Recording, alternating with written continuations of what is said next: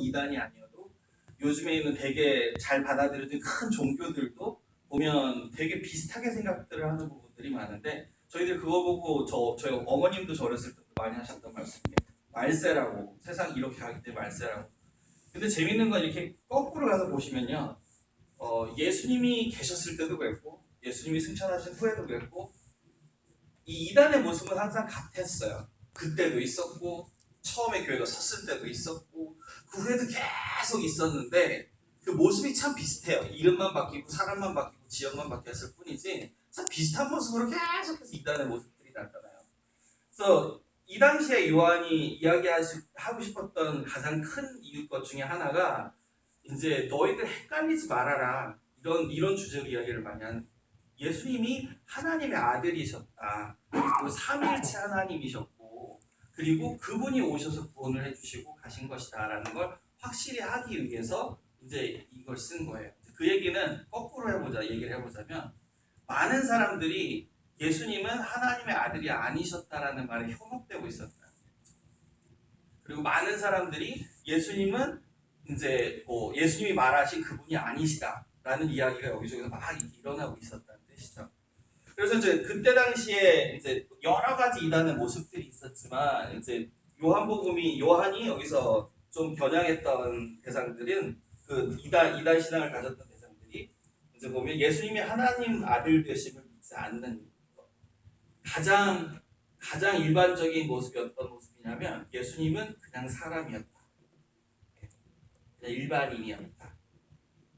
내지는 예수님은 그냥 하나님에게 그냥 선택받은 자였지 하나님과 함께한 아들이 아니었다. 이게 가장 많이 지금도 사용되고 있고 그때도 사용됐던 이단의 믿음이에요. 그래서 이제 요한이 제일 처음에 그 요한복음 1장 1절을 시작할 때 그 태초에 말씀이 계시니라 거기서 시작을 하죠. 그래서 이제 거기서 예수님이 시간 전에 이 세상이 만들어지기 전에 하나님과 함께 하셨다. 시작을 하는 거예요. 그래서 그 얘기를 시작을 하는 거거든요. 그래서 예수님은 하나님과 함께 하셨고 하나님의 아들이셨다. 이거 확실히 하고 넘어가자. 그것부터 이렇게 딱 시작을 하는 거예요. 그 다음에 이제 또 다른 거 한 가지는 예수님이 양면성, 그러니까 duality of Christ라고 영어로 이야기를 하는데 그게 이제 뭐냐면 예수님은 완전한 하나님이셨고 또 완전한 인간이었다. 동시에 두 가지 다 가지고 계셨다라고 하는 의미예요. 근데 많은 이단이 이걸 부인해요. 그럴 수가 없다. 그래서 예수님이 인간의 모습만 가지고 계셨다면 영을 구할 수 없는 거고 영의 모습만 가지고 계셨다면 몸을 구할 수 없는 거고 그렇기 때문에 많은 이단들이 가지고 문제를 걸고 있는 것 중에 하나가 이제 예수님이 돌아가셨다가 승천하셨을 때 이제 몸이 아니셨다. 어떤 이단들은 예수님이 돌아가실 때는 예수님이 영이 떠나셨다가 나중에 다시 오셨다 이렇게 믿기도 하고요. 그래서 완전하신 인간과 완전하신 하나님의 아들 하나님이 이렇게 한 몸에 있었다라는 것도 굉장히 처음부터 부인해왔고 지금도 계속 부인하고 있는 저기 많아요. 이단적인 신앙이 지금도 많아요.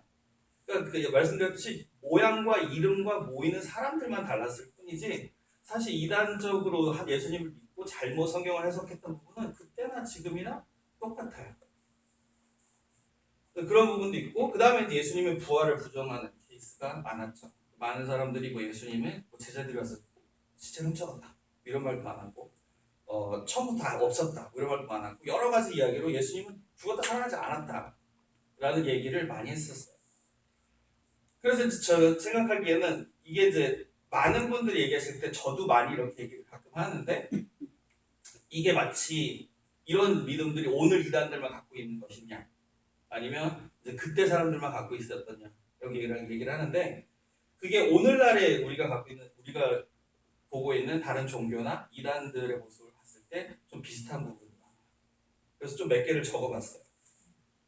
무슬림을 보면 무슬림도 성경을 바탕으로 선 종교죠. 여기서도 비슷한 양상을 가지고 있어요. 어떤 부분이 비슷하죠? 무슬림이 가지고 있는 예수님에 대한 생각은 좀 자세히 신성을 예. 그냥 예. 그냥 예언자, 프로페시다. 아니면 그냥 뭐 하나님께 뭐 부름받은 선생이다. 이 정도로 생각해요. 거룩하게 살았다. 그래서 하나님이 되게 높게 인정을 하기는 한다. 하지만 이 하나님의 아들이라는 건 말이 안 됩니다. 이런 얘기죠. 이제 뭐 그렇게 얘기를 하면은 그 유대인들도 마찬가지로 그렇게 믿죠. 하나님의 아들이 아니다. 그럴 수가 없다. 근데 이때부터 저희는 예수님 오셨을 때부터 그들은 그렇게 믿었고 지금도 여전히 그렇게 믿고 있죠. 그래서 그들은 아직까지도 메시아를 기다리고 있어요. 유대인들이 그러고 무슬림들도 그렇게 믿고 있어요. 그래서 무슬림들하고 이렇게 전도를 해보시거나 이야기를 많이 해보시면 여기서 항상 가장 강하게 부딪혀요. 그러니까 하나님일 수 없다. 하나님의 자녀일 수 없다. 여기서 가장 많이 부딪히거든요. 하지만 하나님은 너무 거룩한 분이시기 때문에 인간들을 도울 수 없다. 여기서 부딪히겠다. 이제 그렇고 몰몬교는 어떤가요? 몰몬교에 있는 예수님은 어떻죠? 몰몬교 굉장히 큰 종교인데 예수님이 거기서는 어떻게 나타나고 계시는지 혹시 아세요?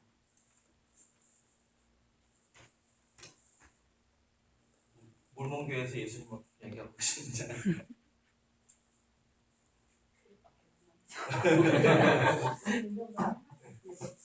이런 게 좀 유익해요. 나중에 전도하실 때 참 유익해요.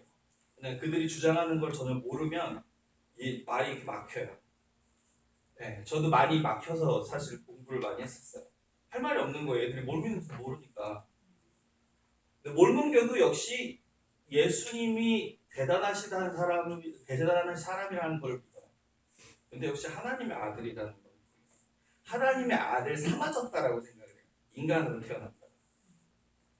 몰몬교의 궁극적인 목적은 예수님이 첫 인간으로 그 하나님의, 그러니까 신의 자격에까지 올라갈 수 있었던 사람이었으므로 우리도 예수님하고 똑같이 신의 자격으로 하나님의 자녀로 될 수 있다라고 생각을 해요. 우리 노력으로.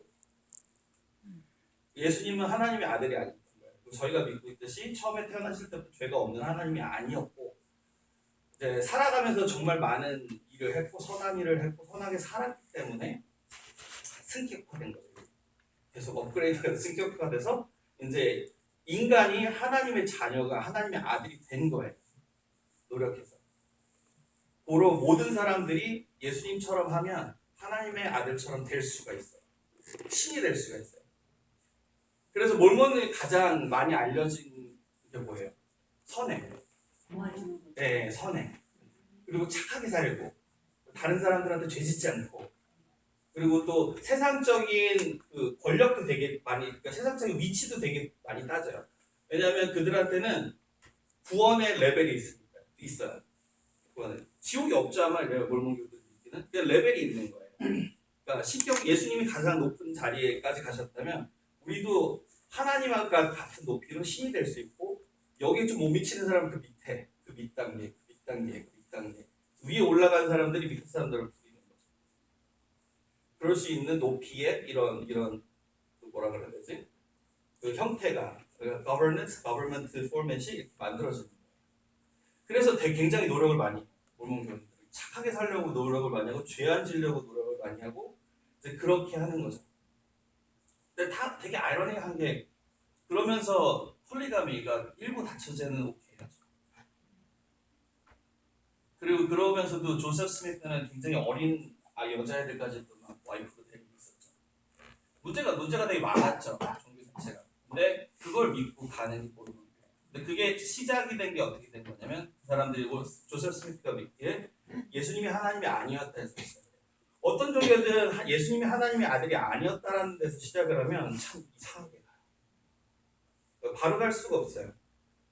그리고 예수님과 하나님이 하나셨다라는 거, 예수님과 인간의 그 남자로 인간의 모습이 하나셨다, 둘이지만 하나셨다라는 그 duality of Christ를 인정하지 않으면 자꾸 이게 해석이 산으로 가요.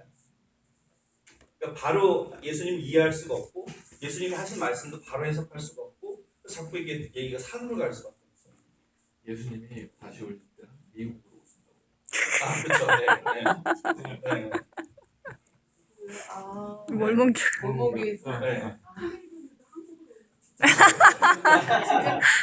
과천으로 오시는 쪽은 누구죠? 이만이고.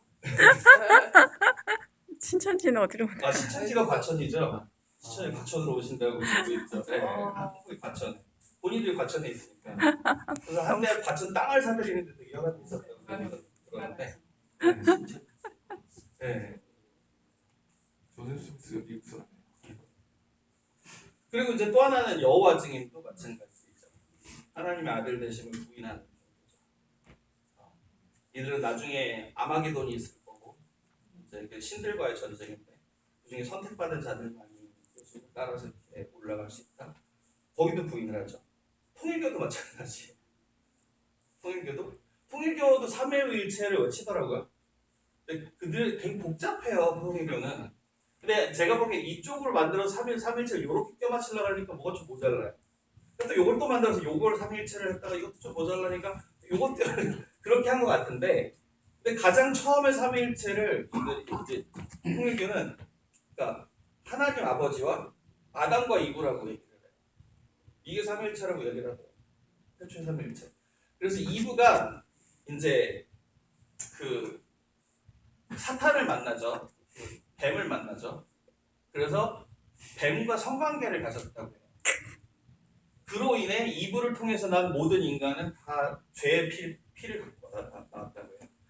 그렇기 때문에 인간 중에 새로운 아버지가 나와야 되는데 그게 자기라고 얘기하죠.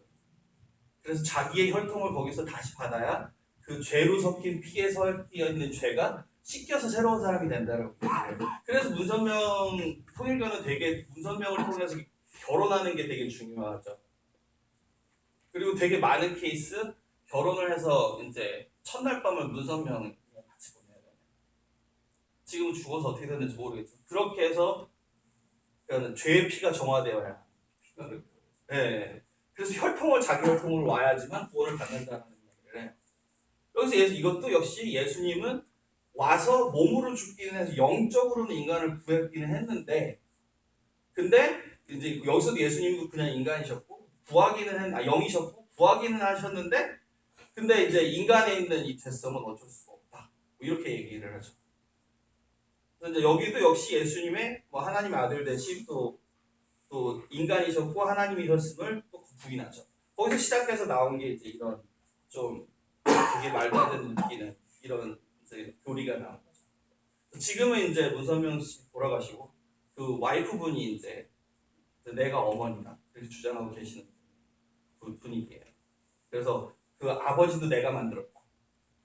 그래서 이 아버지도 나를 통해서 이제 여러분들의 이제 영적인 아버지가 된 거고 이제 여러분들은 나를 통해서만 거룩하게 될 수 있다. 지금 그렇게 하고 있는 중인데 이제 그 문선명 씨 돌아가시고 와이프분이 그러시면서 통일교가 좀 이제 무너져가고 그리고 이제 그 아들들과 또 어머니와 많은 다툼이 생기면서 또 갈라지고 있고 그런 얘기를 해요. 근데 되게 많은 성경을 중심으로 성경 이야기와 말씀을 중심으로 이렇게 삐져서 나온 그 대부분의 이단들과 다른 종교들이 예수님의 하나님 아들 되심을 또 예수님의 사랑과 하나님 동시에 되심을 부인해요. 그래서 거기서 시작을 하기 때문에 이제 얘기가 다 비틀어져요. 근데 이제 그게 초창기에 예수님이 오셨다가 승천하신 후에도 이제 빈번하게 일어나고 있었던 일이었고 이제 그걸 막기 위해서 그걸 제대로 가르치기 위해서 요한이 이제 요한복음을 썼다라고 이야기를 해요. 그래서 좀 약간 펀팩트죠. 알고 가면 좀 재밌는. 그리고 이제 내려오시면 요한복음이 다른 복음서와 다른 점이 좀 있어요. 그러니까 요한복음은 마테마가 누가와 좀 달라요. 이제 저도 옛날에 이거를 좀 멘토 밑에서 이걸 배우기 전에 이런 거에 대해서 너무 모르니까 좀 어떻게 이게 다를까? 그냥 다른 내용은 어차피 비슷하죠. 예수님 살아계실 때 이야기를 다루는 거니까 어떻게 다를까 했는데 정말 달라요. 그래서 읽어보시면 주 내용도 다르고 이야기하고 싶은 것도 다르고 저는 다른 제 초점에서 이야기를 해요. 그래서 마테마가 누가와 이 복음서는 한국말로는 뭐라 그러지 모르겠는데 영어로 시나틱 가스펠이라고 얘기를 해요. 공간복음. 네. 그러니까는 같은 사건들을 가지고 이제 다른 시점에서 이야기를 해요. 그래서 어떤 대부분의 이야기들이 어떤 사건을 다뤘으면 마태복음에서 다뤘으면 마가 누가복음에도 이 사건 어딘가에 다루고 있어요. 근데 요한은 달라요. 요한복음은 한 90% 정도가 나중에 90% 이상이 이 마테마가 누가에서 다루지 않은 이야기들을 다뤄요. 그리고 좀 예수님에 대한 모습이 좀 그러니까 본 시점이 조금 달라요. 그러니까 되게 요한복음은 되게 개인적으로 터치해 올 수 있는 부분이 훨씬 많은 것 같아요. 그러니까 감정적으로도 터치할 수 있고 개인적으로도 터치할 수 있는 부분이 훨씬 많은 부분인 것 같아요. 이야기 나중에 조금 더 할게요. 그리고 이제 먼저 이야기했듯이 요한은 예수님의 하나님 아들 되셨음을 되게 중심적으로 이야기했고 또 예수님 이 땅에 오신 목적에 대해서 굉장히 클리어하게 계속해서 이야기를 합니다. 이제 아까 얘기했는데 요한복음 1장 1절에 태초에 말씀이 계시니라고 시작을 했고 그래서 그 말씀이 예수님이다라는 걸 확실히 짚고 넘어갔고 여러 거의 제가 보기에는 요한복음 전체의 주제인데 이제 그중 몇 가지를 뽑자면 그리고 목적을 1장부터 확실히 나가요. 그 1장 29절에 보면 예수님이 이제 세례 요한한테 세례를 받잖아요. 근데 요한은 조금 다르게 이야기를 해요. 그 예수님이 세례를 받으러 오실 때 요한이 예수님을 보고 이렇게 얘기를 해요. 이튿날 요한이 예수께서 자기에게 나오심을 보고 이르되 보라 세상 죄를 지고 가는 하나님의 어린 양이다 라고 이야기를 해요. 그러니까 그냥 하나님의 아들이다 뭐 위대한 분이다 이런 것도 아니고 양이라는 표현을 확실히 해요. 그렇게 이야기했다. 예수님의 목적은 sacrifice로 오셨다라는 거 확실히 표현해요. 이게 되게 재밌는 게 그러니까 어떻게 보면은 이 복음서를 보면 참 답답한 부분인데 되게 재밌는 것 중에 하나가 예수님은 계속해서 이야기를 해요. 표현도 하시고 이야기도 하고 내가 여기 죽으러 왔다. 너희들을 살리러 왔다. 막 죄를 다 지러 왔다. 끊임없이 이야기하고 내가 하나님의 아들이다라는 것도 끊임없이 이야기를 하는데 계속 보시면 참 답답하게 제자들도 그렇고 다른 모인 사람들도 그렇고 참 못 알아들어요. 좀 답답하죠. 저희도 아마 알고 보니까 아는 거겠지만 예수님이 그러신 걸 이미 알고 보니까 더 아는 거겠지만 참 못 알아들어요. 근데 못 알아들었어야 하는 게 또 맞기는 해요. 왜냐면 예수님이 오신 목적이 십자가에 달리시기 때문에 오신 거니까 다 믿고 따랐으면 십자가에 안 달았겠죠. 그러니까 그 목적 자체가 이루어지기 위해 그들이 그러기도 했겠지만 참 답답하게 안 받아들여요. 근데 보면 이제 처음부터 세례 요한도 예수님을 준비하는 자로서 나는 다음 사람을 준비하는 사람이야 이걸 계속 외쳐오다가 예수님 딱 보니까 이분이 이제 세상 죄를 지고 가는 하나님의 어린 양이다라고 이야기를 하죠. 그러니까 이분이 우리의 죄를 대신해서 돌아가실 분이시다, 죽으실 분이시다 라는 걸 확연히 딱 처음에 시작을 해요. 예수님 사역 시작하시기 전에. 그러니까 먼저 세례를 받으시고 그리고 40일 금식을 하시고 사역을 하시잖아요. 그러니까 그 모습이 여기는 좀 훨씬 더 클리어하게 딱 나와요. 그러니까 요한은 이걸 콕 집어서 얘기를 하는 거예요. 예수님 이런 분이신 게 처음부터 알려졌다. 이렇게. 그리고 이제 2장 20절에 보면 유대인들이 이르되 이 성전은 사실지 이게 예수님이 이야기하신 그 업적 중에 하나죠. 아니면 하신 일 중에 하나인데 그 성전에 가시죠. 근데 거기서 막 장사들이 이루어지고 있잖아요.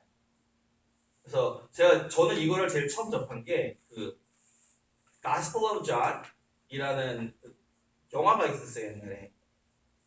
그래서 그걸 보고 좀 처음 봤거든요. 되게 드라마틱하게 표현을 해요. 예수님이 들어오셔서 막 상 들러 업고 막 발로 차고 이런 되게 드라마틱하게 연기를 하시거든요. 근데 이제 이런 걸 잘 모르는 상태에서 보고 너무 좀 충격이 온 거예요 저한테는. 예수님이 정말 저러셨을까? 저건 뭐지? 막 이랬었는데 여기서 예수님이 이렇게 하셨던 이유가 그러니까 많이들 좀 잘못 이해하시는 분도 왜 그러셨는지 아세요? 왜 예수님께서 오셔서 다 이렇게 상들로 엎으시고 저 운동할 때 많이 봤던 거예요. 코치님들이 막 상들로 엎으셔서 어떻게 얘가 이길 수가 있어? 그래서 많이 봤거든요. 저는 그런 거. 근데 이제 거기 좀 격한 상황이니까 저희는 막 때리고 막판 이런 시합을 하는 데서 막 뒤집어 엎어지는 게 좀 놀랍긴 해도 뭐 오케이인데 이거 예수님이 갑자기 들어오셨고 상들로 막 다 내쫓고 이러시잖아요. 왜 그러셨을까요? 많이 모여서 기도하는지 하지 그거를 세상적으로 물건을 사고 팔고 하는 네. 시장과 같은 것을 네. 사용한다라는 거. 그렇죠. 네. 좀 더 깊은 의미가 있긴 해요. 좀 더 깊은 의미가. 왜 그러셨는지 아세요? 예. 그러니까 예루살렘 성전이잖아요, 성전. 하나님을 예배드리는 성전. 그러니까 이 전까지만 해도 아직 예수님이 오시지 않으셨으니까 제사 드리는 모습으로 예배를 드렸죠. 그러니까 제사를 드릴 때 보통 동물들 갖고 오잖아요. 그러니까 이 동물이 어떤 저걸 역할을 하냐면 나의 죄를 이렇게 옮겨가서 내가 죽는 대신에 얘가 가서 죽는 거예요. 그러므로 하여금 그 죄를 이렇게 용서받는. 이제 그게 이제 예배를 드리는 모습이었는데 그 시장에서 파는 것들이 이제 와서 제사 드려야 하는 그 동물들을 파는 거예요. 은행의 장면은 나와요. 돈 바꿔주는 사람. 왜냐면 이 세상 여러 군데서 오니까 그러니까 그 나라의 돈을 써야 될 거 아니에요.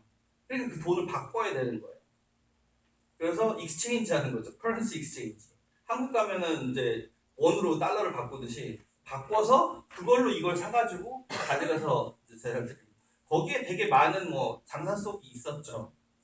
그러니까 뭐 돈이 없는 사람들은 뭐 더 넘겨도 받았을 거고 익스체인지 레이시 뭐 1달러에 1,300원이면 아니야 없어 1,800원 내놔 뭐 이런 식으로도 했겠죠.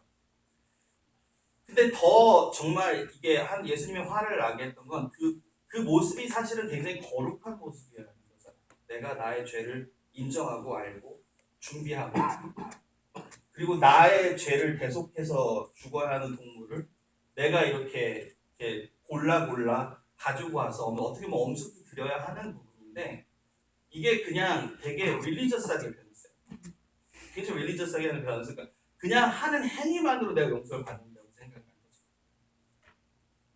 그래서 와서 그냥 뭐 어떤 거든지 괜찮으니까 나 이 죄를 졌어 이걸 좀 어떻게 해야겠어 그러면 저희 가서 비둘기 사갖고 와 여기 가서 뭐 사갖고 와 그리고 갖고 와서 그냥 그것만 해서 올리면 오케이 너의 죄가 사였으니까 가라 이런 행위가 벌어졌던 거예요. 그러니까 이 하나님의 전을 더럽히지 말라라고 하시는 표현이 그런 의미였던 거예요. 장사씨들 장사의 소굴로 만들고 있느냐.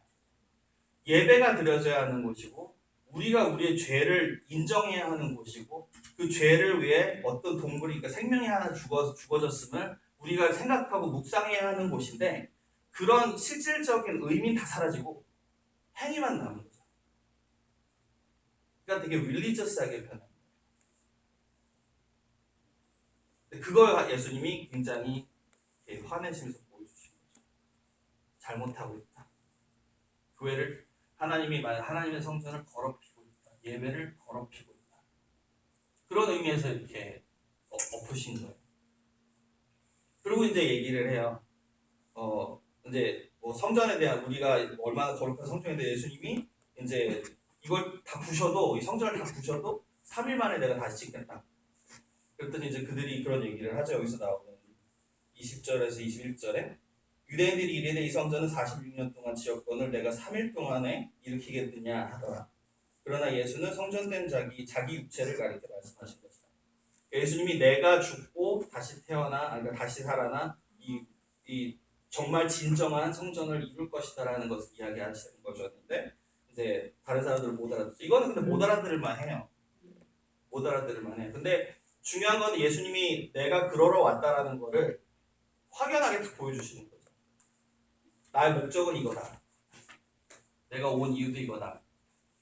이제 그러기 위해 내가 메시아다. 이거 보여주는 거죠. 그리고 이제 뭐 4장 25절 이제 도현 목사님과 커버하신 부분인데 이제 그 여인이 물 이제 길로 왔을 때 이제 예수님한테 이런 얘기를 해요. 여자가 이르되 메시아보다 그리스도가 그리스도라 하는 이가 오실 줄을 내가 아노니 그가 오시면 모든 것을 우리에게 알려주시리라 주리이다. 예수께서 이르시되 내가 말하는 내가 그라 하시니라. 여기도 예수님이 확실히 이야기하죠. 메시아가 온다라고 너희들 알고 있는데 그게 나야. 너무 확연하게 얘기를 하시죠. 그러니까 되게 재밌는 거가 그러니까 교회 목사님도 많이 얘기하셨는데 예수님은 계속 끊임없이 내가 메시아야, 내가 하나님의 아들이야, 내가 너희가 기다리고 있는 그 사람이야 계속해서 이야기를 해요. 근데 그게 이렇게 예수님 앞으로 하나님의 이렇게 하나님 부르시는 곳으로 사람들이 가는 게 아니라 많은 사람들이 예수님을 죽이려고 하는 이유가 그래서 예수님 계속 죽이려고 하다가 나중에 이제 더 이상은 못 참겠다, 더 이상은 못 기다리겠다라고 했던 부분이 이제 나사로를 다시 살리는 부분에서 세상에 어떤 사람이 이런 걸 할 수 있지? 여기에서 더 이상 끌었다면 큰일 나겠다, 우리 다 뺏기겠다 이렇게 돼요. 그러면서 이제 예수님을 죽이기로 결심을 하는 거죠. 이제 본격적으로 그 일을 시작하게 되고요.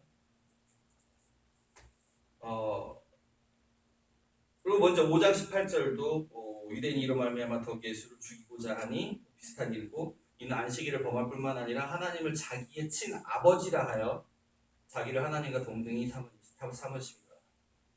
명확하게 예수님이 얘기하셨죠. 나는 하나님의 아들이다. 너희가 나를 알았더라면 내 아버지도 알았으리로다. 이제부터는 너희가 그를 알았고 또 보았느니라. 내가 하나님의 아들이고 나를 봤으면 하나님을 봤다라고 얘기했습니다. 그러니까 이제 도마가 하나님 우리한테 보여주십시오. 그러면 우리가 다 믿겠습니다 이렇게 얘기할 때 예수님이 나를 봤으면 하나님을 본 거야. 근데 이 부분이 삼일체 되신 하나님의 모습도 예수님이 이야기를 해주시는 거고 내가 하나님의 아들이라는 걸 명확하게 이야기해 주시는 거예요. 그리고 이제 17장은 저희가 좀 이따가 다시 볼 건데 저한테는 되게 인상 깊었던 부분이어서 이렇게 넣어봤어요. 그리고 예수님이 하나님께 중보기도 하시는 내용이 되게 자세히 적혀요. 뭐라고 기도를 하셨는지. 근데 여기에서 보면 예수님이 이제 본인이 하나님께 하나님이 주신 영광을 이제 다 이루기까지 왔다라는 기도와 이제 자기가 지금 예수님 밑에 지금 보여주신 제자들이 이제 이러한 일들을 행하기 위해 이제 필요한 것들을 보여주셔라, 그리고 필요한 것들을 주셔라 라고 하는 이제 것들과 그리고 그 후세대 저희들을 위한 기도를 하세요. 그 후세대 그들을 통해서 믿는 수많은 다른 사람들도 이제 기도하거니 하겠다. 예수님이 저희들을 위한 중보 기도를 이때 하세요. 그리고 이때 진짜 크게 외쳤었던 게 서로 사랑하고 하나 되게 해달라는 기도를 정말 하세요. 너무 간절히 하세요. 그런 모습을 이제 봤을 때 이분이 하나님의 아들이다. 또 이거 말고도 거의 요한복음 계속해서 그 얘기인데 이제 예수님이 하나님의 아들이시다. 또 예수님이 이 땅에 우리를 구원하시기 오셨다. 그 주제를 계속해서 연거푸 다른 이제 상황을 이렇게 이야기하시면서 저희들한테 이야기해 주시는. 그다음에 이제 내용은 그 아웃라인 개요는 이제 제 나름대로 적어본 건데 조금씩 다 다르더라고요. 그냥 저희가 좀 잘 아는 내용, 예수님이 오시고 또 예수님이 예수님 되심을 이제 드러내시고 제자를 모으시고 2장부터 10장까지 예수님 표적을 계속해서 나타내시고 그리고 11장 12장에는 이제 나사로를 다시 살리시고 이제 그를 통해서 이제 예수님을 죽이기 위해 바리새인들과 많은 이제 다른 자들이 이제 예수님을 죽이기 위해 진짜 본격적으로 준비를 해나가고 그리고 이제 마지막 예수님이 죽으시기 바로 전날 밤으로 넘어와서 여기서 이제 되게 유명한 예수님이 이제 발 닦아주시는 장면이 나오고 그러면서 이제 예수님이 제자들에게 당부를 하고 많은 가르치심을 주시고 이제 18장부터 20장까지 예수님이 죽으시고 이제 놓치시고 21장에 부활하시고 제자들을 만나주시는 그 그레이 커밋먼이나 이런 걸로 끝나지 않고 이제 베드로에게 나를 따르라고 해서는 가는 그러면서 끝나요. 그래서 이제 그런 뭐 내용 주 내용으로 이게 가죠. 그럼 이제 좀 나눠보는 시간을 가졌으면 해요. 이야기를 좀 나눠보는. 그러니까 제가 이제 좀 포커스를 맞춰보고 싶었던 거는 이제 그냥 이 내용의 흐름이나 아까 얘기했던 띠의 예수님의 하나님의 아들 되심과 뭐 구원하시기 오신 부분과 이런 부분들을 좀 넘어서 그 다른 복음서에서도 이야기했고 그랬으니까 그러니까 예수님의 되게 사랑의 모습을 많이 보여주신 게 요한복음인데 그 부분에 좀 집중을 해볼까요? 그래서 이제 첫 질문이 요한복음은 예수님의 사랑이 강조된 복음서입니다. 기억나시는 예수님의 사랑의 모습을 보여주신 구절들이 있으신가요? 질문을 해봤습니다. 혹시 요한복음을 읽으시면서 아 정말 예수님이 우리를 많이 사랑하시는구나, 정말 사랑하시는 분이시구나 하는 부분을 좀 느끼게 되신 부분들이 있으신가요?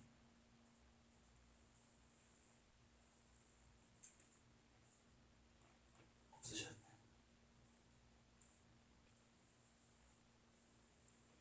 여기서 또 재미있는 팩트 하나 많이 아실 건데 마가복음 3장 17절에 보면 제임스가 야고보죠. 야고보하고 그 요한이 예수님이 뭐라고 이름을 붙이시냐면 Sons of Thunder라고 이름을 붙이세요. 울의 아들인가? 라고 이름을 붙이세요. 그러니까 번개의 자식이라는 이름을 붙이시거든요. 약간 좀 성격을 나타내는 거예요. 그 사람들 성격을. 되게 불같은 사람들이었어요. 되게 좀 욱하고 그리고 이제 다른 복음서에서 보시면 이제 예수님이 왕이 되시면 예루살렘에 들러가면서 왕이 되시면 그 옆에 누가 앉겠느냐고 막 떠들던 사람들 중에 하나가 요한이 내가 거기 앉아야 된다 라고 했던 사람이 요한이 그랬던 사람인데 요한복음을 보면 너무 달라요. 톤이 읽어보시면 너무 다 사랑이에요. 예수님 너무 사랑하셨고 끝까지 사랑하셨고 또 끝까지 사랑을 위해서 도와를 죽으셨고 그걸 위해서 오셨고 그냥 다 띠니 사랑이에요. 우리를 얼마만큼 사랑하셨다 이런 얘기거든요. 그러니까 요한은 예수님을 만나서 정말 가장 큰 변화를 받은 사람이에요. 그러니까 뭐 예수님을 만나면 다 변화를 받고 삶의 모든 게 변화를 받지만 이 사람은 성격 자체가 180도 변화해요. 굉장히 유해졌고 굉장히 사랑만을 외치고 사랑을 베풀려고 하고 예수님의 사랑하는 모습을 굉장히 닮으려고 노력했던 사람이고 그러다 보니까 쓰는 내용이 전부 사랑하는 사람. 그래서 사실은 이제 요한복음 어디를 펴도 예수님의 사랑하시는 모습이 보여요. 사실 어디를 펴도. 근데 그 중에 이제 뭐 많은 부분이 여러분들 각자에게 좀 더